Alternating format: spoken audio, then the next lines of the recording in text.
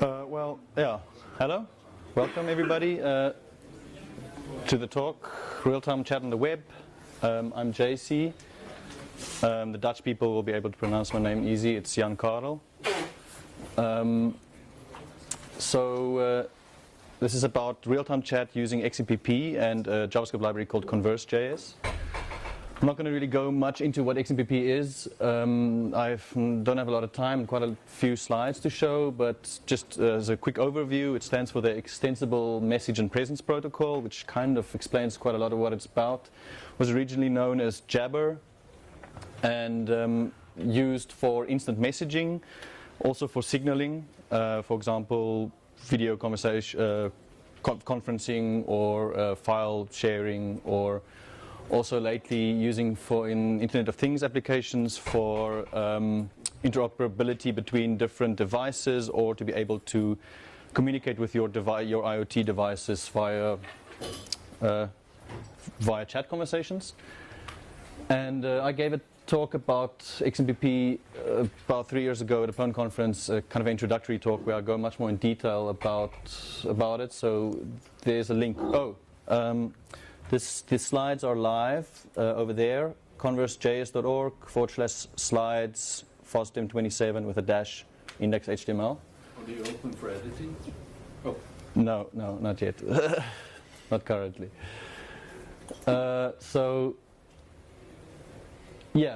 One of the first things you'll recognize when you're trying to integrate XMPP chat into a website is that XMPP is a fundamentally different protocol, and it expects you to have a TCP socket connection to a port that's different than your web server ports, and the browser's sandboxing doesn't allow for these TCP connections, and doesn't have any APIs for it. Additionally, the two protocols are conceptually different. So, for example, HTTP is stateless. It's request response based, so you can never get anything from a HTTP server that you didn't first send a request for. And it's also stateless because any request you send is fundamentally independent from any previous request you send, at least on the protocol level. And also, generally, the connections are short-lived. So XMPP is stateful.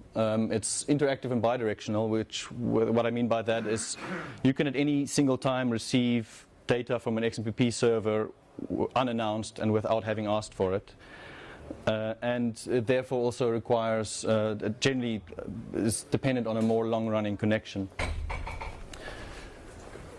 So when we're thinking about how to integrate XMPP into a web app, I'm going to split it up into two areas or domains, what I call front-end integration and back-end integration. Here I have just a little graphic where I show your web application, web browser, and XMPP server. Generally, you will have HTTP traffic between the web browser and your web application, or maybe WebSocket. Now we're bringing an XMPP server into the mix, and it's possible to have direct communication from your web browser to the XMPP server. I'll explain how that happens, bridging the problems I mentioned just before of the protocols being different conceptually. But you could also have communication directly between the web application, which is running on a server somewhere, and an XMPP server, and there might be reasons why you want to do that. So, starting with the front-end integration, to bridge this problem of the protocols being different, you basically have two things you can do. You can, so to speak, tunnel XMPP through HTTP, or you can do XMPP over WebSocket. And so the way you do the XMPP over HTTP is through a technique called BOSH. Stands for bidirectional streams over synchronous HTTP. It's not XMPP specific, but it comes from the XMPP community. It's already since 2004, so it's really an established way of doing things. You do get this bidirectionality. In other words, you are able to receive data from the server, in this case a web server, or BOSH connection, so-called BOSH connection manager.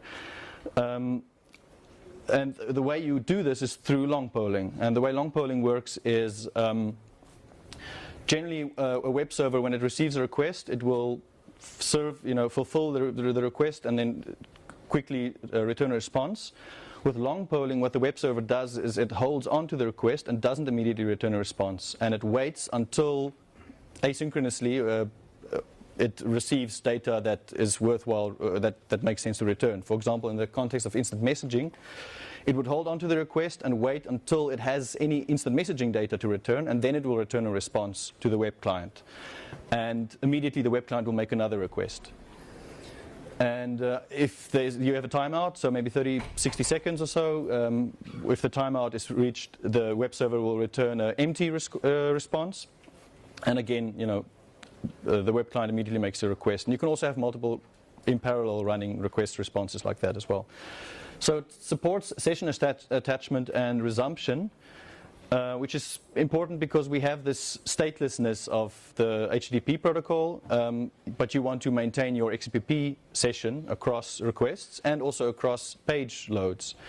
So this is done with session and request tokens that you kind of have to send to with each request to maintain your session. And it requires a connection manager. The connection manager is like basically a thing that sits between the XMPP server and the HTTP client. It speaks HTTP to the HTTP client and it speaks XMPP to the XMPP server. So it's like a translating device for translating service. And it's built in with most XMPP servers. You generally don't have to worry about it unless you want to support many different servers. Then you might have to use a standalone one. The other technique is WebSocket. Advantage of it is that it has less transport overhead. You only have to establish one connection per page load. You don't have to establish a new socket connection for every request that you do, for example, of HTTP, which can become expensive if you have TLS connections. It's bidirectional, and it's basically emulating the TCP socket connection that you would have with XMPP in normal circumstances, but at the application level, at the browser level. And it also has quick session resumption. So if you reload the page, you can just quickly reattach, so to speak, to your existing session. But that's in a XMPP extension called 0198 stream management. If you implement that, then you get that. So that's front end. Back end, there's basically three ways that you might communicate between your web application back end, your web app, and XMPP server. The one would be to use BOSH, again, that I just explained. Another one would be to kind of have some kind of built-in XMPP client using a XMPP library, where it would have to be then asynchronous, right? It would have to fulfill these requirements mentioned earlier. And a third way is to have HTTP calls between your web application and an XMPP server, if the XMPP server provides some kind of RESTful or JSON HTTP API, which a lot of them do. So the only reason why I know that people do BOSH communication between a backend and XMPP server is just for a technique called pre-binding, where you want to log in the user before the page loads, so that you can kind of have one session. The user can log into your CMS or website or application, and you do the pre-binding where it on the back end establishes an XMPP session, so that the user doesn't have to maintain another set of credentials for the XMPP server. There is a drawback to this, and that is that if you want to do this, you need to have the credentials in plain text of the XMPP server, because you need to be able to log the user in. So there are other ways of doing this that I think in many cases are better. You could, for example, do some kind of token-based authentication where you sign tokens with some kind of private key, and the XMPP server verifies that the token was signed with the right key and also has the right format. You could use various forms of external authentication, whereby you hand over authentication, the XMPP server hands over authentication to some kind of external database or website. So, for example, you could let the XMPP server authenticate against your own website. So in that way, the user's credentials for your website are the same credentials for the XMPP server. And they could also, if they have a mobile app, that has XMPP, they can use the website credentials to log in there and have chat and not have to worry about two sets of credentials. Or you can have some kind of external backend like LDAP, SQL, or so on.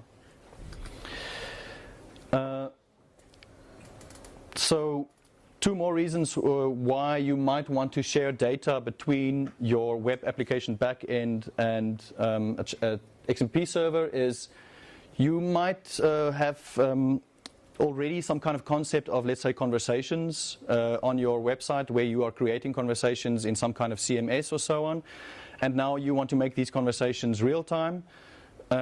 So in that case, you might want to keep hold of this kind of concept of conversations in your web application and then mirror it or replicate it to the XMPP server. In this case, you really have to think about atomicity. In other words, when you are creating a so-called conversation and you have to correspondingly create a chat room in your XMPP client, XMPP server, excuse me, this has to happen as one atomic transaction, so that it cannot be split up, because otherwise you're going to have situations eventually where the data is not mirrored correctly. Another question you might have to ask yourself is, where is the canonical store? If you're having it mirrored across two backends, you probably want one of them to be like the truth, and eventually if something happens and you need to kind of regenerate the data, you have this one where you can kind of push it out back into, for example, the backend is your canonical store and you push out the data to the XMPP server. Another case which is similar but not exactly is if you want to just have communication between the two services, but you don't want to store it on both of them. So a good example is, let's say you have some kind of social networking features already in your website. So you have some kind of social graph or a contacts list or whatever, and you want to also present this contacts list in the context of XMPP or of your real-time chat application or real-time chat part of your app. That would mean that you would want the XMPP so-called contacts roster to have the same data. So you can tell the XMPP server to fetch this data from your web app. And for Prosody XMPP server, for example, there is a module for that, which Matt Wild, the creator of Prosody, wrote, which I use. And yeah, that's a good example of that. Then coming to Converse.js, what is that? It's a chat application that runs in your browser. It uses Strofe.js, which I just heard the Jitsi Meet people also use for their web app. You can use it as a standalone application at conversejs.org. That's kind of what it looks like. That's also the website. If you were to go there now, you can log in. If you have an XMPP account, you can also register a new account and use it. There's also a mobile version. I wouldn't recommend using it for mobile. There are mobile apps that are way better, but if you are in a bind or for whatever reason, you can also go to the mobile version of it and use it like that. It's it's translated, very well tested. It supports both Bosch and WebSocket. Bosch works very well, by the way, and it's actually what I use most of the time.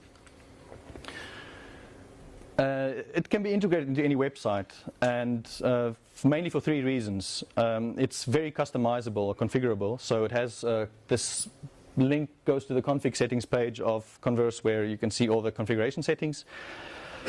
And through this, you can turn things on and off, or you can configure how things work. You can also, the features are all implemented as plugins, so you can take out any features and create a new build of the JavaScript JavaScript build, and therefore have, customize it yourself. You can of course also write your own plugins to add new features or to customize it. And if you don't want to use plugins, if you just want to use the full build, which is available via CDN, you can also just disable them through white and black lists. The code is there, but I haven't added tests and it's not released, so that's why I'm saying coming soon. So let me show why, or let me show that this is possible. This is Converse.js, the website itself. So you can see it's like overlaid. That of course makes it much easier to integrate into a website, because you can have any kind of design or whatever, and you can just overlay these things. Of course, you can style it yourself as well. It's just HTML and CSS. Here's a full screen version I'm working on. that's the same code base, it's just different CSS and a small plugin with a little bit of JavaScript. It's not completely finished yet, but it's getting there. Same one. Here it is in Reddit. I actually have it live as well. So I made a little Chromium plugin which just loads the JavaScript files. It's one JavaScript file and one CSS file, and it loads it in any website, and you just then have chat. So I'm just going to spam the Summit chat room. Here it is running in Reddit. I also have it in TweetDeck. It's basically any website. Here's a little example of a CSS bug. So generally, there's little things like that you might want to take a look at when you're integrating it. So there's that. These slides are a website. Here I integrated into the slides as well. This is a so-called embedded. It's just a single chat room. The chat room is called anonymous. That's why it says anonymous there. And you're also logging in anonymously. Luckily, nobody has put anything inappropriate there. And so it's running in the slides. This is an open source project.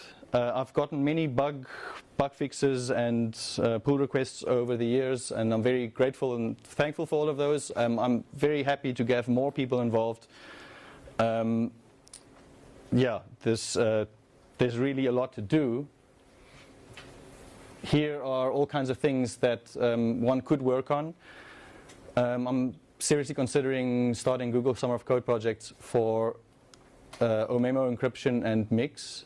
Mix is like a new conversation protocol that is in the pipeline. That's kind of basically being implemented now. And also designers. I don't know if there's any designers here, but there's really a lot that could be worked on, and I'd be happy to work together with other people more on this. There are also other software in a similar vein. So there's two other libraries, for example, besides Strophe, which Stanza.io and XMPP for the web. Stanza.io is used in Otalk and in Kaiwa. Kaiwa is a single-page app. I'm not going to go into detail there, but I link to them. You can check them out, and you're welcome to compare all the different options and their strengths and weaknesses. And that's basically it. These are my details. If I cannot answer any questions now, you're welcome to reach out to me. My email address is also my XMPP handle, and I'm happy to answer any questions or to talk about anything. Yeah. I don't know if we have time. We have 3 minutes. Yeah. So we'll also have a moment now for questions if anybody has some. Okay. A bit naive question for me. I'm not I don't know these things so good. The Slack, what are you doing is different from Slack, let's say. XMPP is a open standardized protocol that's also federated. So it allows you can run your own private XMPP server, and then you could create your own Slack kind of service. One of the big advantages of XMPP is that you can connect. It's like email. So if I have my XMPP server and you have your XMPP server, or you're using someone else's, I can send you a message. So it's not siloed like so many of the commercial offerings. Besides that, XMPP has certain ways of it expects things to be done. Like certain concepts. Slack has helped to kind of make people think anew about how chat should work. For example, also with mobile connections and so on, the idea that you are always in a conversation and always online, not online, but you're always part of a conversation is kind of something that is relatively recent. Before, there was this idea, like in IRC also, that you join and then you're in or you're not, but you're not like a member of a room even if you're not online. So that's where Mix comes in. Mix is partly, I think, a response to to innovation that has happened.